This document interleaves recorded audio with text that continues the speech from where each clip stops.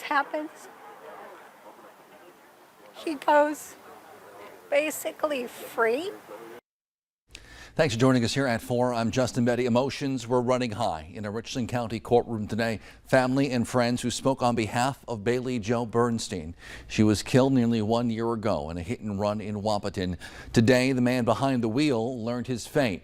Chad Olson pleaded guilty to criminal vehicular homicide today. He was sentenced to 5 years in prison and given credit for nearly 1 year already served, meaning he'll be behind bars for about 4 more years.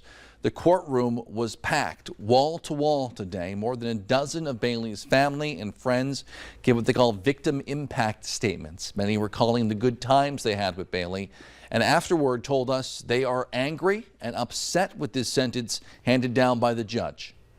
Driving is a privilege, and that under all circumstances the driver is in control of their vehicle.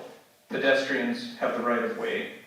It seems as though those standards have been swept under the table in this case, and it makes me very sad. I pray Bailey will live in people's memories over the years and that she will never be forgotten. Coming up tonight at 6, we will hear much more reaction from family and friends. We will also hear from Chad Olson directly as he addressed the courtroom before his sentencing.